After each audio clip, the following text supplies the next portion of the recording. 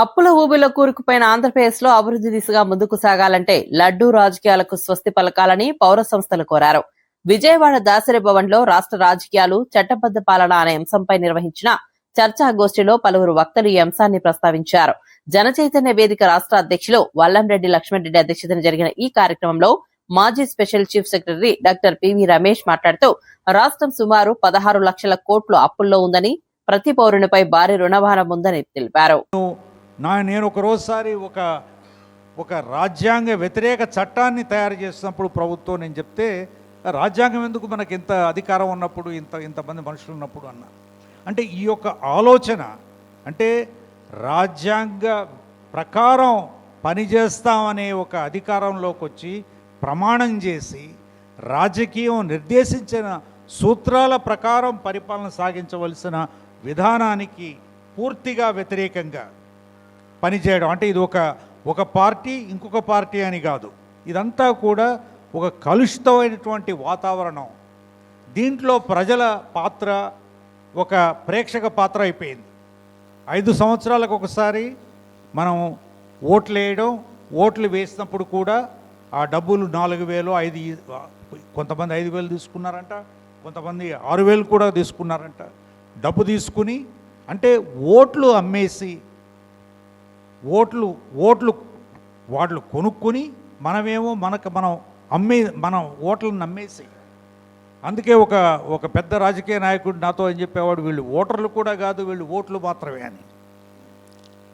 అంటే ఓటర్లు అంటే ఒక వ్యక్తిత్వం లేనటువంటి వ్యక్తులు, వీళ్ళని కొనుక్కోవచ్చు, డబ్బు ఉంటే చాలు అనే ఒక ఆలోచన నాయకుల్లో ప్రబలినప్పుడు రాజకీయాలు పూర్తిగా అవి పెట్టుబడి విధానంలో పనిచేస్తాయి తప్ప రాజకీయాలతో ప్రజాస్వామ్యంతో ఏమీ సంబంధం ఉండదు. దీంట్లో ఈ విధానం వల్ల ఏం జరుగుతోందంటే, ప్రజలు కూడా ఓట్లు అమ్ముకోవడం వలన మాకింకా ఆ యొక్క పూర్తి కరప్ట్ సిస్టంలో వాళ్ళు పూర్తి భాగస్వామ్యాలు అయిపోతున్నారు. కాబట్టి మనం ఎవరిని నిలదీయలేని పరిస్థితిలో ఉన్నాం.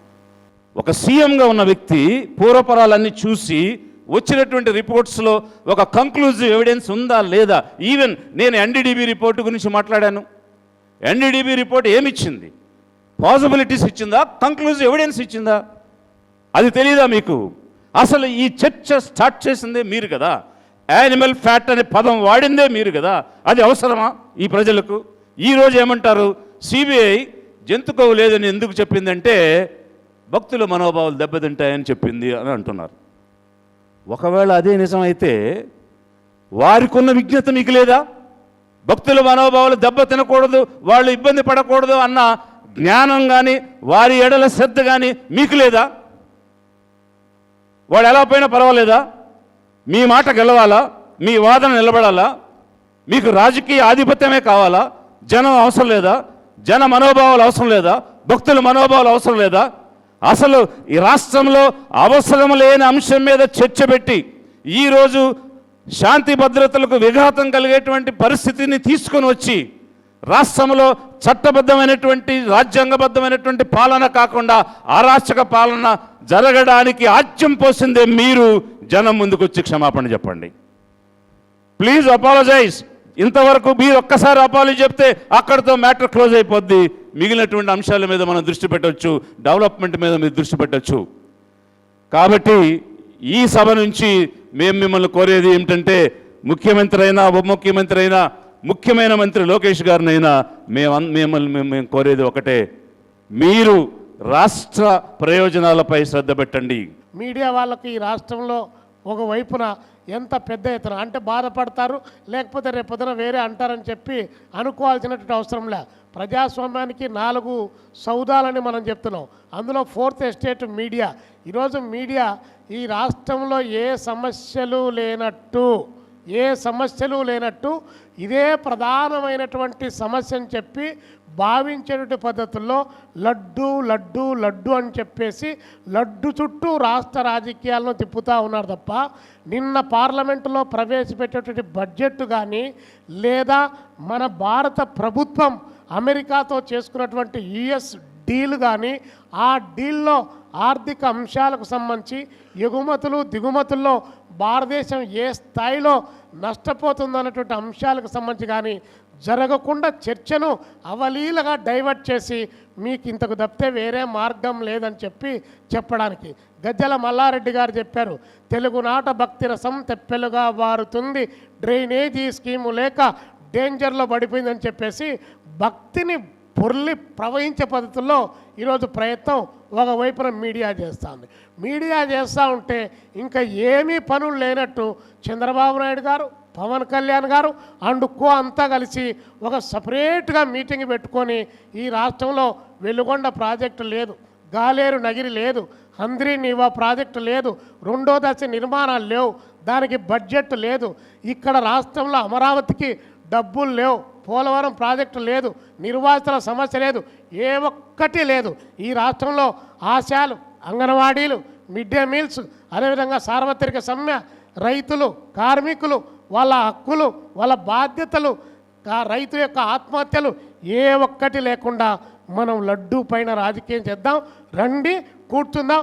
ఇంతకంటే ఈ రాష్ట్రానికి ప్రధానమైన అంశం లేదని చెప్పి ఒక 45 సంవత్సరాలు అధికారంలో ఉన్నటువంటి ఒక విజనరీ లీడర్గా పేరుగాంచినటువంటి చంద్రబాబు నాయుడు గారు ఇంత పెద్ద ఎత్తున బిఐ సంస్థ రాష్ట్ర అధ్యక్షుడు మిత్రులు ఏబి పటేల్ గారు ఆంధ్రప్రదేశ్లో ఇండస్ట్రీస్ డిపార్ట్మెంట్లో అడిషనల్ డైరెక్టర్గా పనిచేసి రిటైర్ అయ్యారు.